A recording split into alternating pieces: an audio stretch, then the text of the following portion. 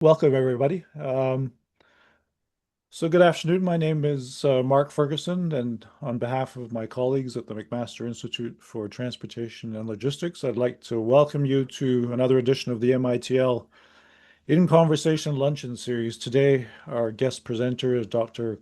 Kara Kockelman from the University of Texas at Austin, and her title is today Self-Driving Vehicles as Transit in U.S. Settings, complementing buses and trains with demand responsive SAVs.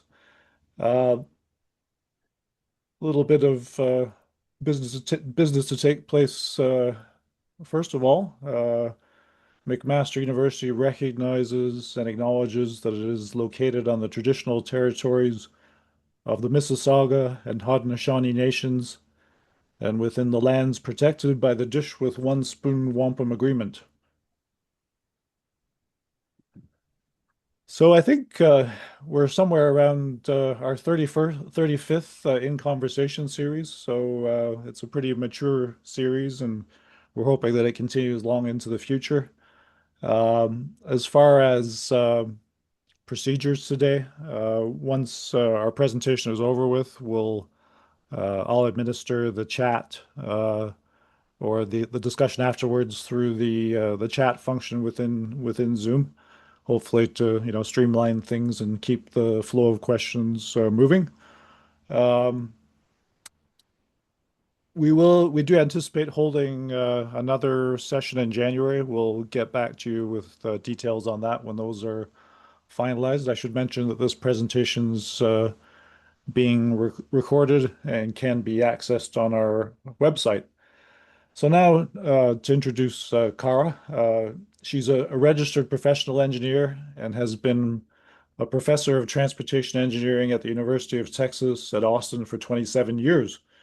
She is also associate site director of the NSF Industry University Cooperative Research Center for Efficient Vehicles and Sustainable Transportation Systems. In 2025, she was named an MIT Mobility Fellow. Kara has authored over 230 journal articles and two books, and her primary research interests include planning for shared and autonomous vehicle systems, the statistical modeling of urban systems, energy and climate issues, the economic impacts of transport policy, and crash occurrence and consequences. So, with that, I will pass it over to Kara. Thank you so much, Mark, and thanks everybody for being here. I know the holidays are almost on us, and so things are quieting down at the universities. Hopefully, everybody's got their grades in. But I know Motaz has kids taking finals today, and I do too. I think my son has two this morning out at A&M, which is a couple hours east of Austin. Yantao Huang is the author of the first two papers. I'll be presenting the lead author. He is works at the Argonne National Lab in the Chicago region now, and Kentaro Mori is getting his PhD here at UT. He is the lead author of the third paper, which is where we're really starting to look more now at serving transit demand with these shared autonomous vehicles, or what people call robo-taxis. And I think Tesla tried to trademark the name robo-taxi, but they were not allowed to. So it does, reflect what's happening in many different places, many cities here in the U.S. and many in China.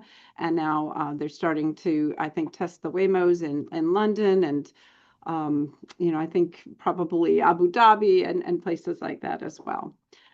So I'll be talking about three different papers today, and it's all focused on this idea that we might be able to do a much better job with serving mass transit through small vehicles that are much more demand responsive, because these big buses moving through the network are like whales, and they don't come very often. They often travel empty, and they aren't really matching the tremendous variety that we have in the U.S. in our origin destination pairs and the times of day and that kind of thing. And getting just to and from those bus stops or those train stations, or maybe going, door to door, which is D2D, the acronym that you see there, and then S2S is stop to stop. So having people walk a little bit at least to try to bring them to a bigger corridor to get onto maybe a four-seater shared autonomous vehicle is valuable, and these kinds of things, just raise ridership, and you can also turn the vehicles off when they're small. You don't have to keep them running around empty, and then you sort of make transit a much more attractive opportunity, and hopefully a more cost-effective one. So getting to and from with these first mile, last mile options have lots of drawbacks. And so one of the papers I'll be presenting is very much about that. But the other two papers are really more door to door. So shared autonomous vehicles, are quite fast because they're closer to the origin and the ultimate destination. And honestly, they're quite a bit safer. I think you may have read that Waymo's seeing about an 85% reduction in crashes per mile traveled in the rider-only mode. And my guess is that Tesla might be about half the crash rate. They don't have LiDAR or radar on the Tesla vehicles when they're in full self-driving. And they just started doing some rider-only Teslas being spotted here in Austin. But we have a couple hundred Waymos here, and they are, as far as we can tell, they're very careful with the safety issue because that can destroy the company. And humans aren't tough to beat. In fact, I think Americans get into twice as many crashes per mile traveled as Canadians and those in Europe. It's not just speed. I think Australia and Canada have pretty high speeds, but in terms of death rates and injuries and things like that, Americans just don't seem to be taking that driving task very seriously. Biking's a great mode, but of course it gets tiring, and when you're exposed to weather and you have to carry a lot of things, that's a real problem for people. And then just coordinating with others to try and get to and from stations, that's tricky, especially if you have children, young children who have to be places, or you have to carry a fair bit of things with you, like a gym bag and lunch and things like that. Bad weather is a big issue. I was biking through incredible cold to get to and from the MIT campus for the past month or so, and it wasn't that safe. It was often dark in the winter, and I didn't have great visibility because of all of the warmth I was trying to give to my head and my face and eyes, and to protect myself from the climate there. Parking was a breeze, however, with the bike. I love that mode, and that's something also that you don't have to worry about in a shared autonomous vehicle. Although we do have papers at my website about keeping them away from the busy curbs, so having pickup and drop off spots, and then having them park off street, because you don't want to just fill your curbs, or a lot of people don't want Waymos just sitting in front of their property for many hours a day. There's benefits to energy because of the technology, the sensors and devices on these vehicles. They tend to have all electric drivetrains, so you can refer to them as SAEVs from what we're generally seeing, and they do have lower costs than a lot of the current ride hailing. Although right now, I think if you had to price a Waymo, it might be about $20 per mile, because of all of the salaries that have gone into making that technology viable. And then if you just priced it based on the LiDAR and the radar, the additional gear, it might be about $5 a mile, and they're selling, I think, rides for about $5 a mile right now in San Francisco. It does command a premium over the Uber and Lyft apps in San Francisco. A lot of people don't like having to tip, and so if there's no human there, they feel they're not being asked to tip in this kind of mode. And of course, the owner of the vehicles has very strong fleet control. And that's not something we have with ride hailing right now, although it is an important source of income for many people. So as I mentioned, it's three parts of presentation. This is a little snapshot of what these Waymos look like here in Austin. And I think it's pretty true to form. Every day I pass several of them as I come to work or leave work, because my office is part of their geofence. There's about 200 of them here, but it feels like there are thousands. So the first paper is just a simple kind of corridor micro simulation. And the second paper is much more complex, 20 county level Chicago taking addition of SAVs for door to door or D to D, and then first mile, last mile to bus and train stations. There's lots of great train access across the Chicago region. And then finally, doubling up on the bus service around the Chicago region by sending out basically like 30 person minibuses, driverless, although there may be attendants roving around and sometimes, operators on hand for certain cases.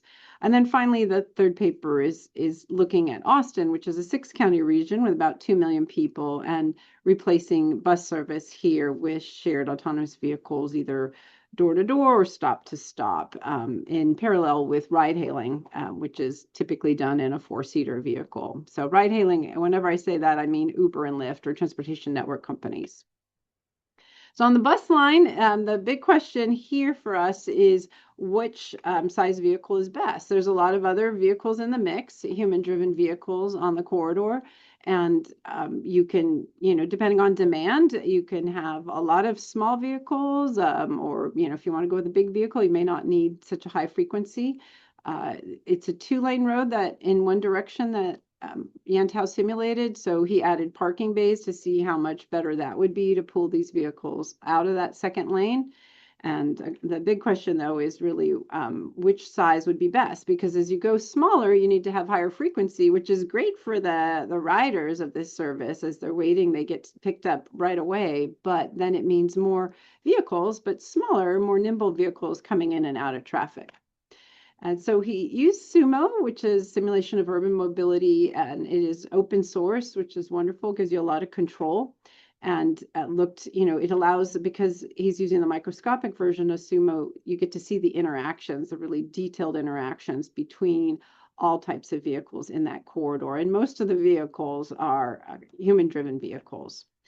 And then, you can add bells and whistles, like, adding signals instead of stop signs, and different phasing of those signals, as well as parking bays. So it's just a 4-mile section. It's got an additional mile upstream for sort of burning in, warming up that massive traffic. And both lanes are in the same direction. So it's a one-way roadway. And Sumo is taking a look at every vehicle's position every half second. There's more than a couple thousand vehicles, because there's 1260 vehicles per hour per lane. And this is a 2-lane section. And the SAV stations were just placed every quarter mile. And the buses were, I guess, the origins and destinations of the people wanting to use these SAVs, which you could refer to as an A bus, instead of an E bus. It's an A bus, an autonomous minibus, and it could be a 4-seater, or, I guess in this case, he was looking at 5-seaters versus 10-seaters, 20-seaters, and 40-seaters. So 4 different sizes. And the average ride was about 2.5 miles plus or minus 1.2. So SAV or A bus users, they just walk to the nearest station, they come to the corridor, and then they turn left or right to walk to the nearest station. And this is what Sumo's visualization looks like for the microscopic applications. You've got all the yellow vehicles are the sort of the human-driven vehicles, and you can see a few of them are braking with red lights as they travel from eastbound in this image. And there's a few people seated on that one green vehicle, which is that shared autonomous vehicle as it makes its way. And it looks like another person is coming up from the lower side of the image to wait for the next vehicle. So that SAV has already passed them and will not be waiting for them to walk over. They're going to have to wait till the next SAV arrives.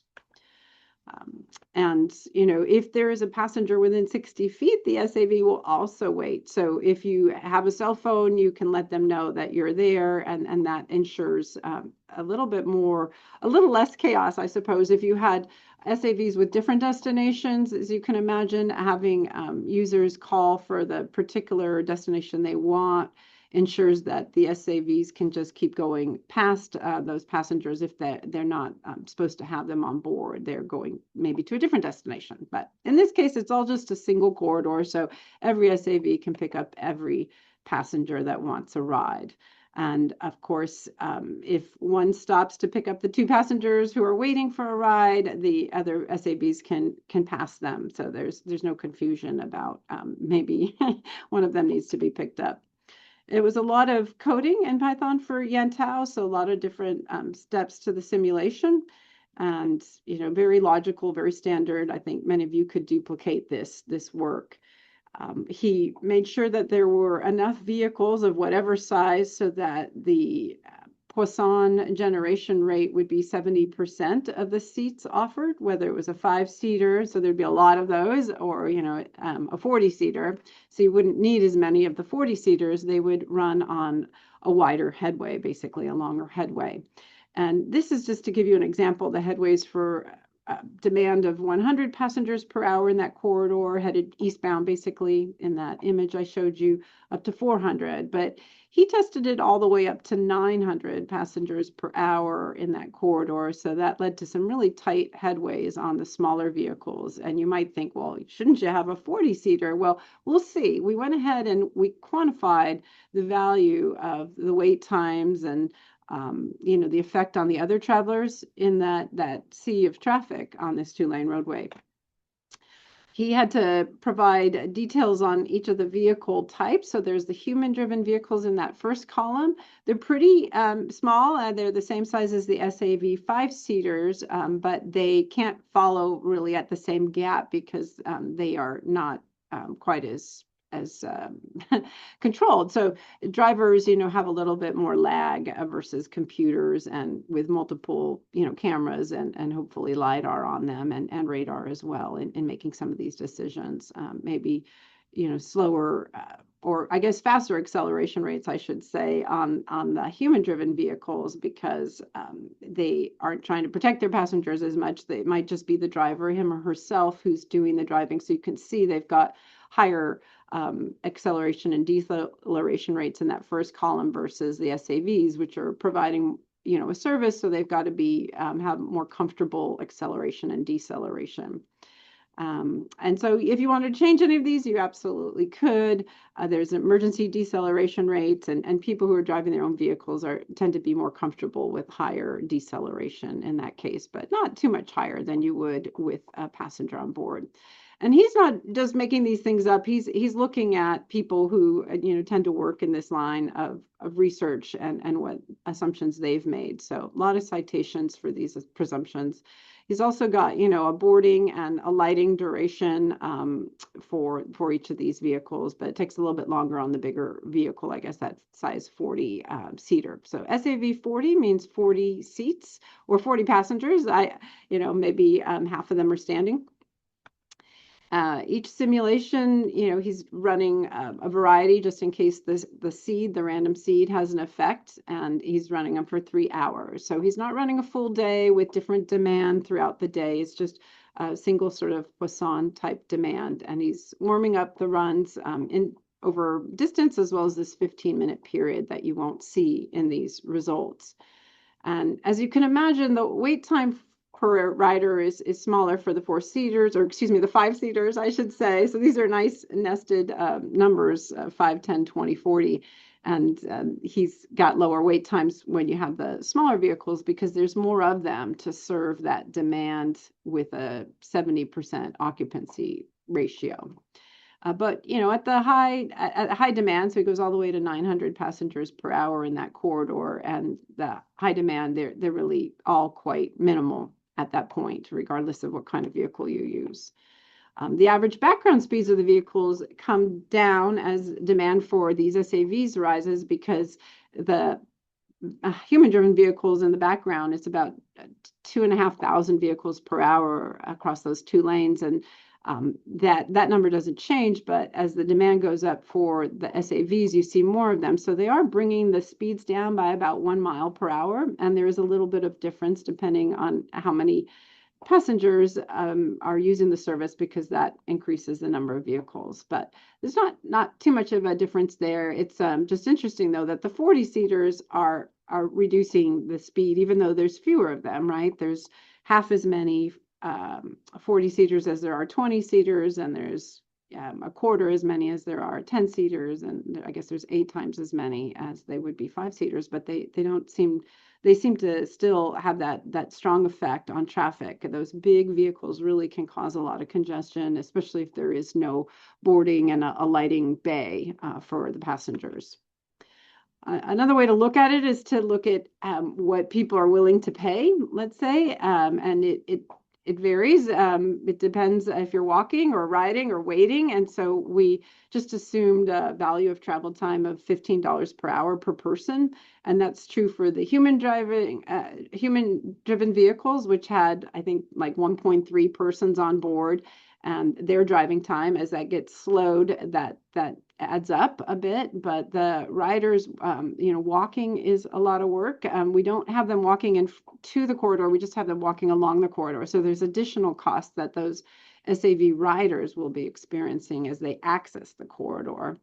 But they prefer riding to waiting and walking. Waiting and walking are about $30 per hour, and riding, because you don't have to drive or anything, you can just focus on other things, is about $7.50 per hour.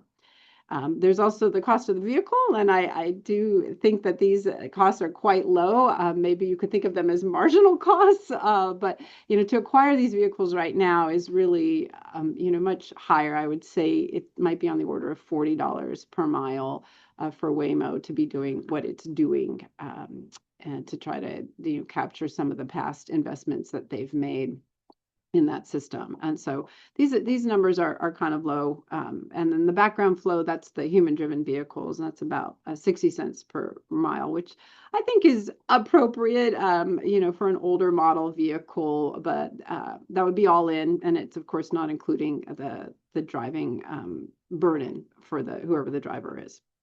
So if you look at it that way, you can see that it's about $6 per trip while the person is in the corridor. So this is per passenger, and this is this is mixing all of the travelers that are there together. So the 40 seaters seem to lead to the highest cost, partly because they don't have those bays to pull them out of that second lane. They're stopping everybody in that lane, and so they're causing quite a bit of congestion, even though there aren't that many of them. And it's the 5-seaters and the 10-seaters that bring that cost down, but it's not a lot in a practical sense, versus $6. It's another, 20 cents or 30 cents of savings by going with the smaller vehicles. And, if demand gets really heavy at certain times of the day, they may not want to own as many small vehicles. And it really depends on those costs. And I think those costs on the SAV side were too low here. So I'd bring those up if we were to redo this work. If you add in the parking bays, that was one of the scenarios he tried, and he just assumed they were big enough to handle whatever had to stop there. But generally, you wouldn't have more than 2 vehicles. It's just that if somebody needs to get off at that stop, that SAV must stop there. But they will skip each other. They will leapfrog each other if nobody needs to get off there, and somebody else is able to pick up whoever's waiting. And this is first in, first out kind of service. And you can see when you add the bays that the speeds go up a bit, maybe 1 mile per hour, and it has a bigger impact with the 40 seaters in the mix there. So it's about a 1 mile per hour improvement in the background traffic speeds. And the costs fall about 20 cents. So you can't see the previous image I showed you, but it's about a 20 cent per passenger. So depending on how much it costs to acquire that land and build those bays, you may want to do it. And Sumo is a great way for you to look at these specific questions. So to wrap up the first paper, it seemed like, looking at all of the numbers we had before us, which is more than I'm able to share with you in the time that we have, the smaller vehicles did do best in multiple ways, unless you really had easy access to bays, I suppose. And if based on the assumptions that he was making, it really did seem to be a winner for across all of the demand scenarios. And what's nice about the smaller vehicles is you can turn them off at night, or on quiet weekends, holidays. Whereas those big vehicles, generally tend to need to go out there even if there's very low demand, and ride almost empty.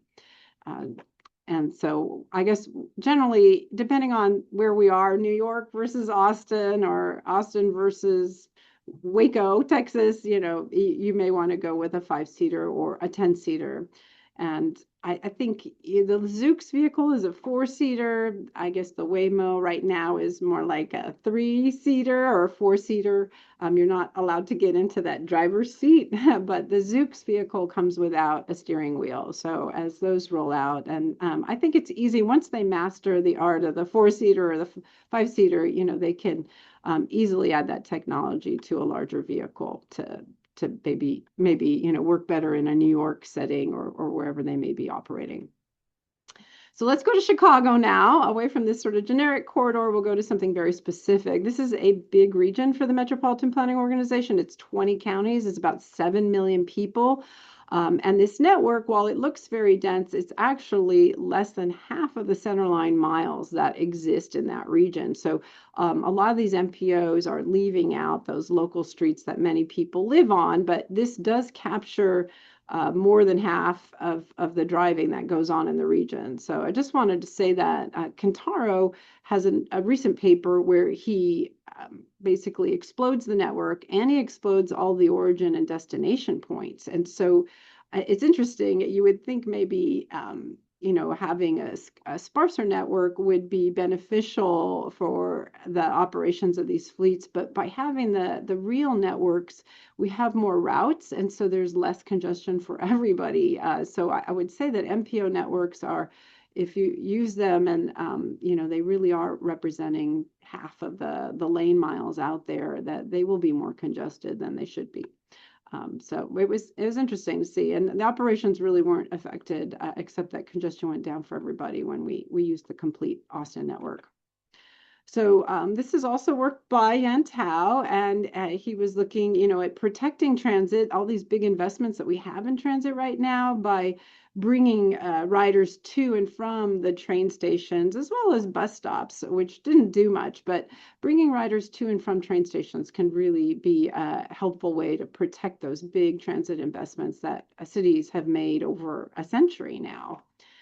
So we can call him A bus here, and he has wait times and egress and access times now coded into this Polaris model, which is a product of the Argonne National Labs over the past 20 years that my students have added to make it capable of doing the shared autonomous vehicle work. And now a couple former students work on this code directly full time, and so that's where they've taken their jobs after getting their PhDs. And it allows for all sorts of modes, so walking and biking and this intermodal walking to a train station or a bus stop. And then when you get to the end of the line, you might then take a bike, a shared bike or something to your destination. So you can have 3 or more modes between your origin and destination. And because it's such a massive scale now that we're looking at, it is not microscopic, it's mesoscopic. So there's a cellular transmission model basically for each of those links in this, 20, 30,000 link network. And there's about 2,000 traffic analysis zones and over 30,000 road links. And lots of transit lines that are interacting with loads of bus stops for this region. So it's a lot to keep track of. But because Argonne National Lab is there in Chicago, they have kept this network up to date and very detailed for many years, which is really beneficial for this kind of study. We're because it was so many people, and I guess we didn't have the code in its current capacity. He was simulating different scenarios with a 5% sample of those 7 million people. So basically the capacity of all the links was scaled down by a factor of 20 to do this at run. And it would take a few hours, but he was doing a lot of different scenarios.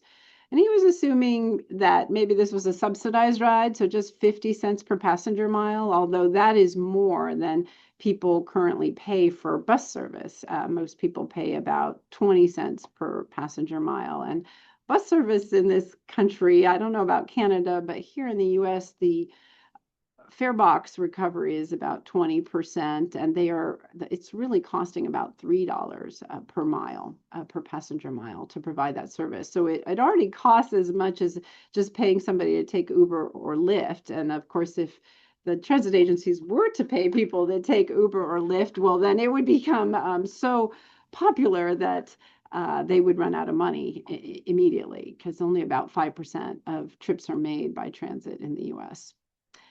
If you're in New York, it's much higher, of course, but across most of the US, it's less than 5%. So he to have one SAV for the 40 agents he was modeling directly, that was just a fleet size of 12,000. So it'd be about 20 times as big if he was modeling 100% of agents. And he started off by just saying, well, the SAVs are only to get you to and from, or sorry, they're only to get you between your origin and destination, just like ride hailing is typically used today. But a lot of people, fortunately, do use ride hailing to get to a train station or an airport or something like that. So they do use it as a first mile, last mile mode. But here we're just doing the standard sort of SAV application, which is door to door. And when rides are that cheap, 50 cents per passenger mile, that's less than owning and operating a car, the average car, I guess, in the US. You would expect that households would own fewer vehicles. So one of the big presumptions here when we applied a model of vehicle ownership over the long term, we saw the demand for vehicles by these households fall almost in half. And so that's having a big role here that you wouldn't have in the short term because people wouldn't shed their vehicles immediately. When he added in the first mile, last mile to help, support the transit service, which of course you could already do with a Waymo or with an Uber or Lyft vehicle, that added a new, set of trip types, and so you'll see demand change in that. And then finally, changing buses to smaller buses, so like a 30-seater rather than a 60-seater. Or when I say seater, I mean maybe 15 seats and 15 holding on to something and standing, that at double the frequency. So now, people don't have to wait as long, but depending on the frequency, a lot of people don't really time their trips, especially in Europe and places where transit is frequent. They just show up and they'll take whatever the next vehicle is, whether it's a train or a bus. But in the US, those wait times can be quite long, or the rescheduling of your trip to match the schedule of the bus or the train can be quite long. So doubling the frequency is pretty valuable. These are the results. I usually have a white rectangle overall. This is a lot for me to show you all at once, so forgive me that I don't have that here with an animation to remove it.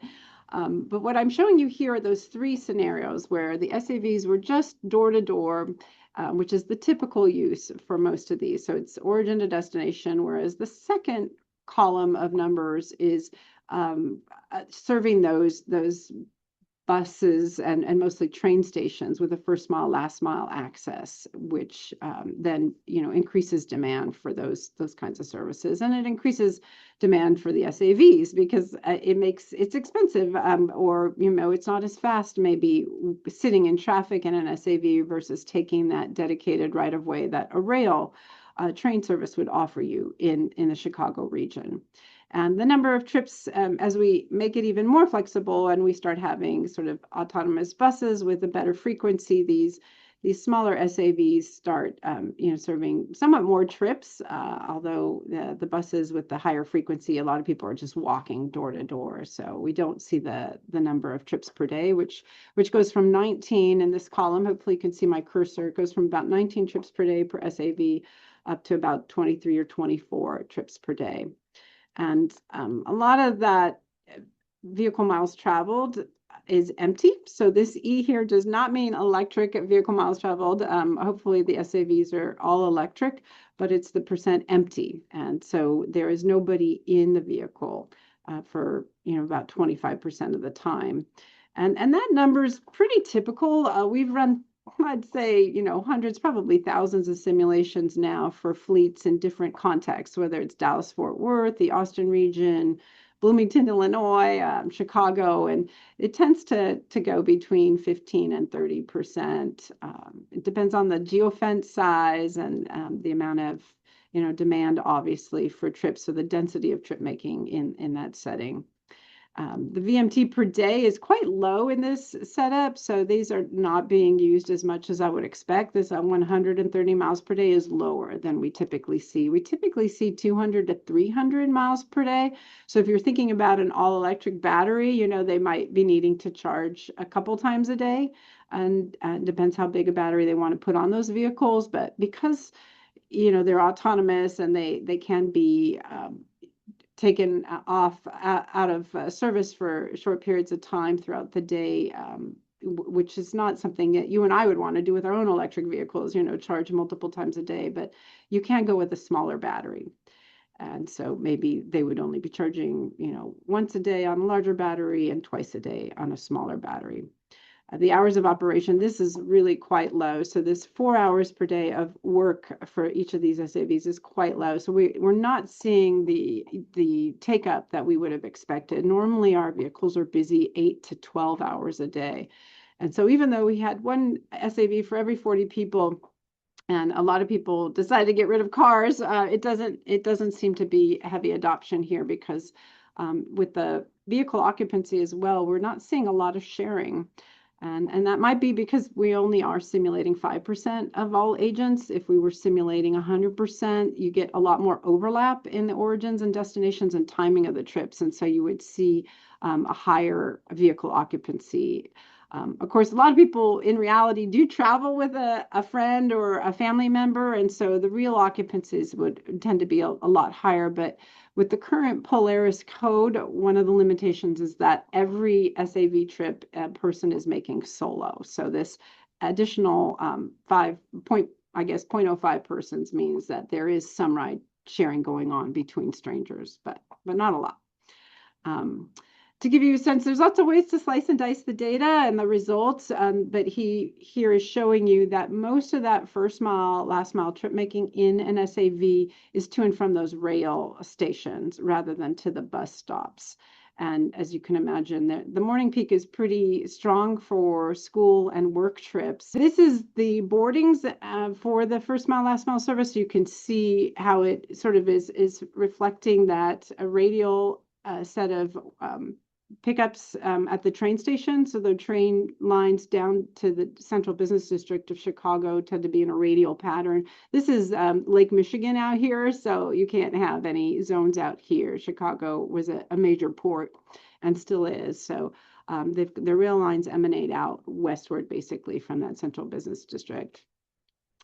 And, the door-to-door service attracted a lot of trips, but not as many as I would have liked. I would have, at that level, those assumptions that people were starting to carpool a lot more after they shed those vehicles. So I think Americans would probably hang on to their vehicles more than our vehicle ownership model suggested here. And, the average trip distance in the shared autonomous vehicles was almost 5 miles or 8 kilometers. And they were about 15 minutes long on average. But there are many that were much longer. This is a big region, so we don't let people leave the region in an SAV. The geofence ends at the edge of the region, but it still is quite a big region. So a lot of trips can head to their destination with this service. When we added in the service to the train station, it increased the transit use a bit, and the SAVs were able to serve more trip requests per day without a lot more vehicle miles traveled. But about 25% of that trip making was empty here. And typically our ride sharing results have enough sharing going on that it eclipses the empty VMT that happens. So that's kind of nice. They aren't really adding a lot of VMT as long as you shut them down when they're not in service, when they're not going to pick up somebody or take that person to their destination. And so we're not seeing a lot of added congestion typically in our simulations for all sorts of, thousands of applications that we've done. Most of that first mile, last mile service is around the 2 mile mark, and it's mostly to those train stations, as I was saying.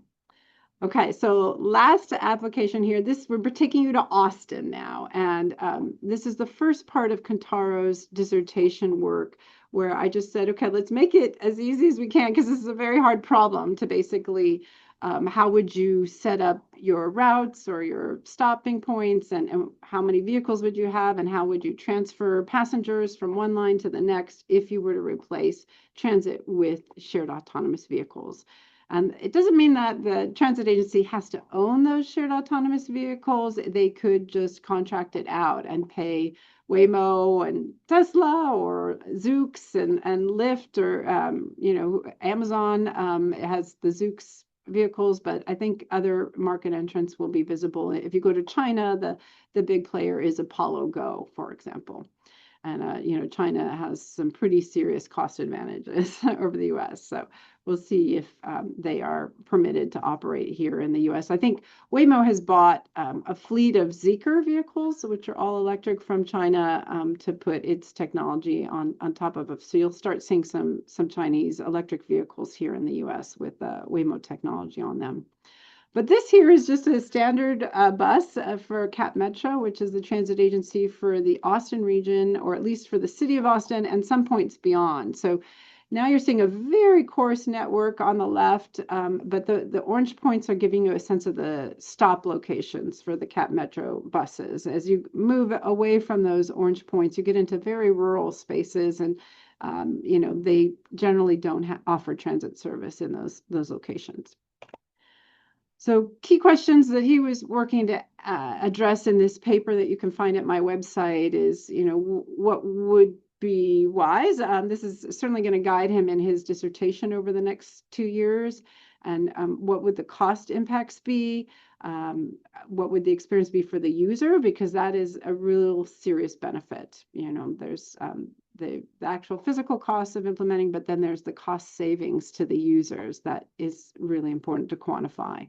And how much money would they want to give to a private fleet manager to do this? And so one of the applications he's looked at is nighttime service, turning off all of the big buses, sending your workers home. You're oftentimes union laborers who are on 8-hour shifts, and send them home and let others pick up that slack at night, and provide a much more demand responsive small vehicle service at night. So he's using Polaris again here, and working to optimize the application.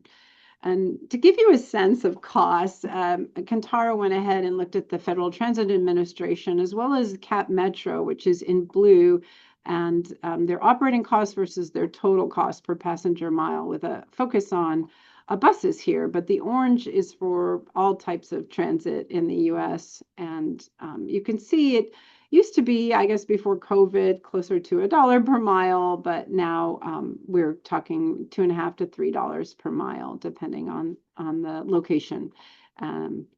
So it's we've got a lower ridership after COVID. A lot of workers have not been going into the office regularly, so sometimes they're choosing to drive now, whereas they might have been a 5-day-a-week transit user before. And there are higher costs for the equipment and the labor, and it has outpaced inflation, I'm afraid. So the lower demand and the higher costs, you're seeing a higher cost per passenger mile. And so it's over 2.43, and that's year 2023, the latest that he could get, but hopefully the 24 will come out soon. And so I just tell people, $3 per passenger mile, but in some cases you can get it down. I think Seattle's air service, which is basically autonomous, they don't really need workers on those vehicles. They are, it's called Skyway or something in Seattle. They are able to get that cost down because they don't have a lot of employees having to work that system. It is sort of an autonomous set of gondolas going on a short section of the city. Okay, so back to Austin here. In this simulation, there were about 90,000 bus riders per day, or bus trips per day expected, and it was about 4.3 miles long, with about 8 riders per bus. And these buses can hold 60 to 70 people, so that's a pretty low occupancy. Everybody gets several seats around them on average. And the bus riders spend about twice the time that other travelers spend getting to their destination because of the access times and the wait times for those vehicles. If you look at what he was doing was just having, the status quo, which is these SAVs basically sort of serving door-to-door trips, which we already have in Austin. A lot of people are using the Waymos now because they're on the Uber app. So when they call the Uber app, it may send them a Waymo, and the Waymos stay very busy. They across the nation, in fact, Waymos are serving about 25 to 30 trips per day per vehicle. And I think they're staying busy about 12 hours a day, as best we can tell. California requires the data be shared. So the California Public Utilities Commission is able to share that data with us. But we have about 470 buses here in the Austin region. And he added about 4,000 shared autonomous vehicles and then served that demand, with buses versus door-to-door SAVs, and then he went ahead and automated the buses and had the door-to-door SAVs. That seemed to be a real winner in terms of cost. And he then went ahead and had, only SAVs, so only four-seaters basically, either serving those 90,000 users door to door, and the other 90,000 current bus users would be served stop to stop. And so that was another scenario. And then finally, he allowed that SAV operator to serve all of the bus users and their ride hailers. Their ride hailers still went door to door, whereas the bus users may still have to walk to and from the stops that they're using presently to get on one of these SAVs. But it's a single fleet. It's managed by a single operator, but there's sort of a cost difference or a price difference depending on whether you want to go door to door or you want to go stop to stop and be served as a transit rider with some subsidy from the transit agency. So a lot of different scenarios for him. And basically, he found that the SAVs, it was best to integrate the fleets. It was a lot more efficient because you didn't have to backtrack with these separate vehicles sort of duplicating each other's efforts for the bus riders versus the ride hailing users. And of course, you and I can always pay for a private ride. Most of us are only offered a private ride, but sometimes we're offered those shared rides, which is sort of like a transit, basically. You're sharing a ride with a stranger, which you would do in an elevator or you would do in an airplane or a bus, obviously, or a train. So all of us share rides from time to time, and having a single set of vehicles to do that. But if you want to pay extra, you can have a private ride. So he did a lot of these different simulations. He got pretty high ride sharing, about 40%. So the average vehicle occupancy was about 1.4. And the wait times went down dramatically for all those bus users, which really made it quite a winner for the current transit users. But it would be so popular, the transit agency would run out of money after maybe doubling the service. So I think the cost will come down enough thanks to shared ride sharing in these smaller vehicles that you would end up being able to serve twice as many people with a much higher level of service. But you would really have to ration who you were serving because lots of people with plenty of income would want this kind of service. They would want to make use of that subsidy if they were allowed to. So the ride sharing totally offset the empty vehicle miles traveled in this scenario. And he tried different fleet sizes to see how much service he could give. And they were pretty comparable as he compared the stop to stop versus the door to door integrated scenarios, or having, the bus riders use a separate set of vehicles. Maybe they're not as nice. They're the older ride hailing vehicles that the SAV operators were providing. And yeah, the rider travel times went down dramatically from about 40 minutes from door to door to about 25 minutes when we offered them this service. So I think that's the big winner, and it would make this a much more competitive mode. It will make transit a much more competitive mode. But the costs went up, so it'll be less expensive than I think Cat Metro is spending right now to serve these riders. But once it becomes so popular, they will still need fare box recovery. They will need people chipping in to cover it. You might be interested to know that when we did an autonomous all-electric bus, even though it's all electric, it's not diesel, they were able to save a lot of money and actually be able to shift to that technology with their current I guess budget, which comes mostly from a 1% sales tax here in Austin. And Sorry yeah, for Hi, Kara. Hi, Kara. Mark. Really apologize for all the difficulties, but it was nevertheless an excellent presentation with lots of interesting stuff pointing to the future. We've got a few questions that we can work through, and I encourage others to add some questions to the chat box. Uh, I guess the first one we've got, are there any thoughts of testing bus application to COTA from Austin for F1 weekend? The buses would be full. So I'm not sure what CLTA means. Do you mean the Circuit of the Americas? Yeah, I'm not sure what COTA means Okay. either. Yeah. So, oh, COTA. Sorry, I thought you said CLTA. Okay. So, yeah, I think that would be a really nice way to get people exposed to it. But there aren't too many autonomous buses in the world, so I don't think we would find the right vehicles. I do think a lot of the COTA, the Circuit of the Americas, or F1 racing fans are using the Waymos when they're here.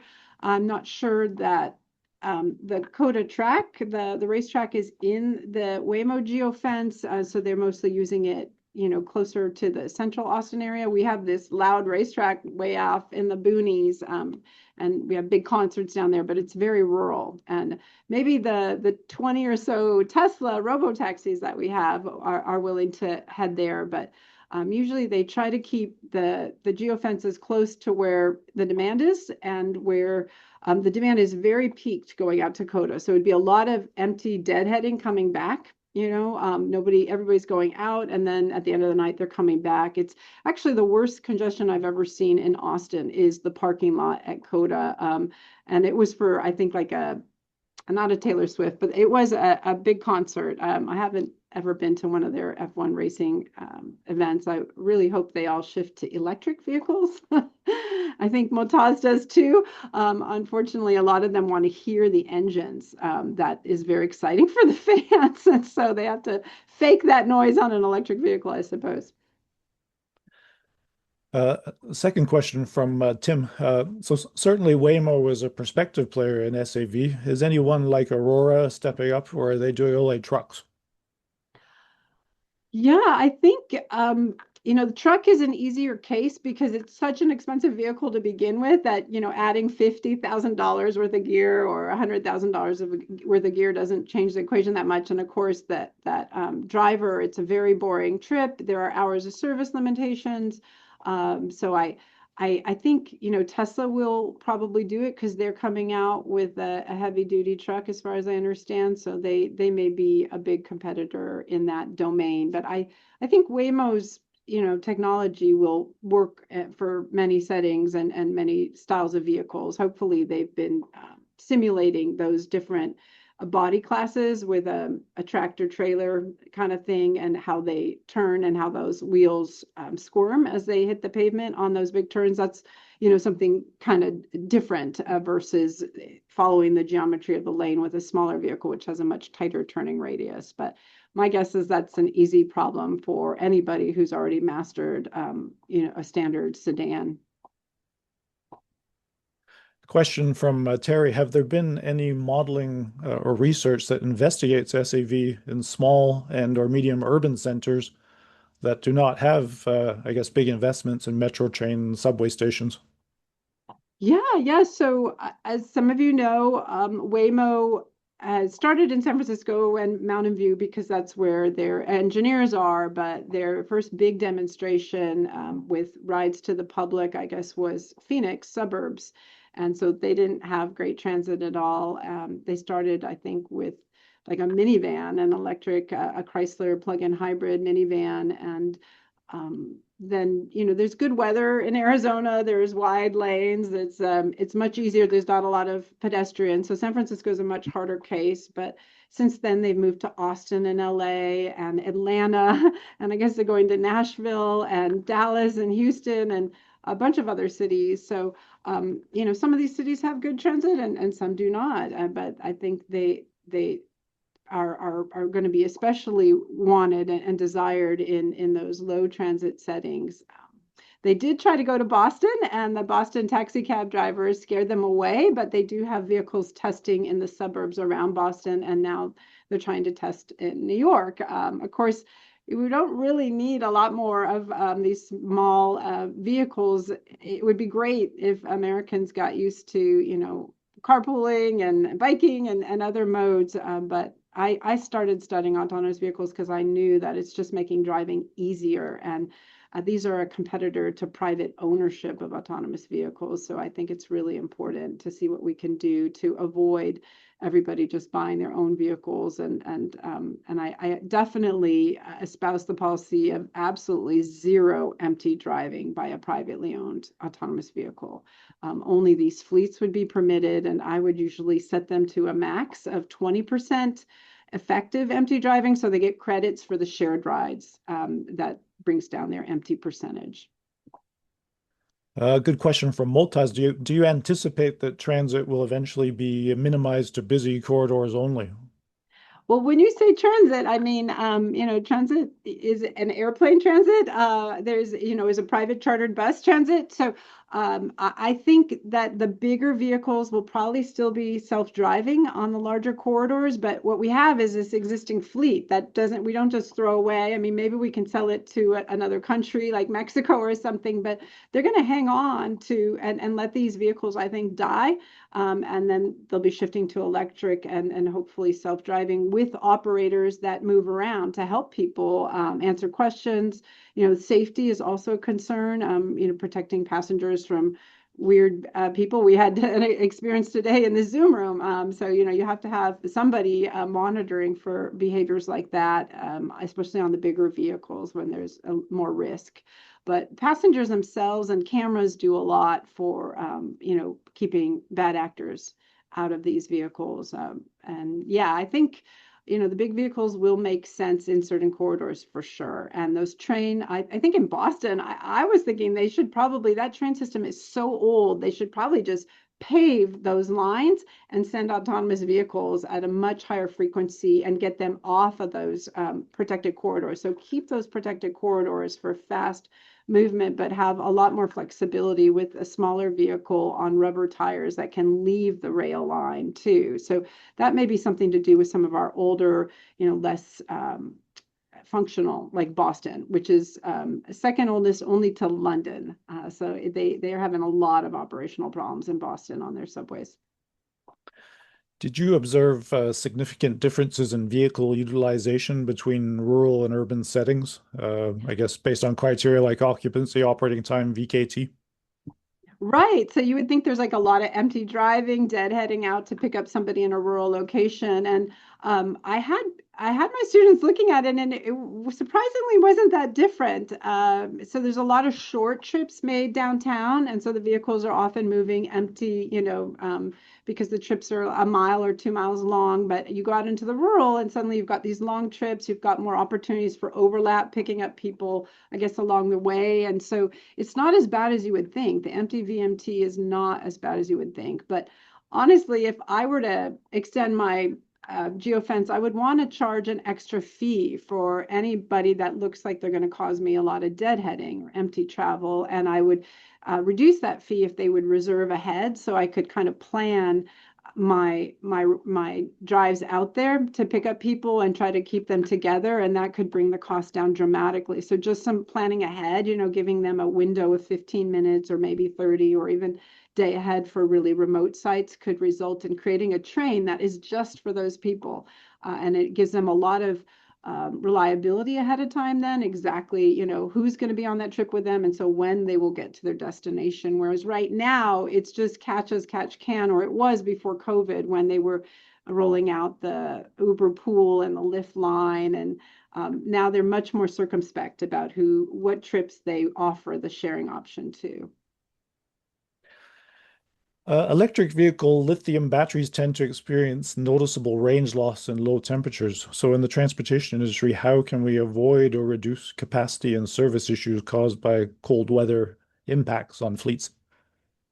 Yeah, yeah. So I just drove from Boston, which is about 0 degrees Celsius, to Austin, and we didn't notice too much. What we really noticed on our Model 3, which is an electric vehicle, is that let's see, speed. Speed really affected it. So we were driving freeways, right? A long distance trip to get all the way back to Texas from Massachusetts. And so speed was more of an impact to us, but we pre-warmed the vehicle. The vehicle knew that it was going to be used, and that helped warm up the battery, which was surprising to me.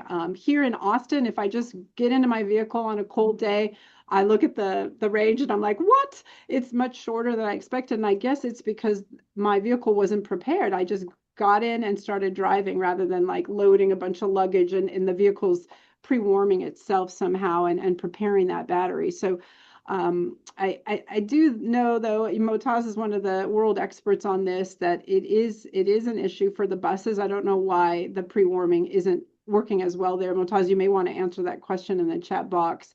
And yeah, it's serious in all sorts of settings, whether there's steep grades. So the nice thing about the autonomous vehicles and the smaller ones is you can take them offline. So as soon as something's wrong, whether it's a tire or somebody spilled a drink, you can take it off. You're not taking out a whole big bus, which is nice. And so you can get them to and from the charging stations, especially off peak, and then get them ready for the afternoon peak. So I really do recommend a smaller vehicle for that sort of thing. But there wouldn't be a driver or an operator on hand necessarily in those small vehicles because that gets really expensive. You might want to deputize people like you and me to be ready to help people with disabilities or people with questions. And so we're regular riders in the system, and we get lower rates or something because we've been through classes and we're able to help out, and we're willing to call the police if we see something. So I think there are a lot of innovative ways to deal with some of these issues that come up regularly. And yeah, battery size is a major factor for preconditioning. My battery is about a 60 kilowatt hour, I think, battery if you were to fully deplete it. Buses are much bigger. Okay, I guess we've gone about 5 minutes past one. I don't see any further questions. It was very much an interesting presentation and a glimpse into the future of how transit can look. And certainly, really thank you for your time and presentation, Cara. My pleasure. It wasn't a problem at all for me. I just feel sorry that you guys couldn't see the slides properly, but I put my email into the chat box. So just write me and I'll immediately email you a PDF of those slides so you can go through them at your leisure. All right. Thank you very much, everyone. Thanks. Thanks. So, Kara, Yes. thanks again for the great presentation. I think this opens a lot of ideas, but I always think once we hit autonomous, we might also get into modular. So even the large vehicle, you don't need it because you can platoon multiple autonomous vehicles together. So like it's Yeah, it would be great if people could move between vehicles and then they could break off to go to their final destinations. yeah. But that seems a ways off. That's pretty expensive to have those doors and those kinds of connections where people feel safe moving between. It's tough even with trains, and so it's hard to imagine. But I bet somebody will crack that code. Yeah. Okay, thanks again, Kara, and I My wish pleasure. you Nice to see you, uh, Motas.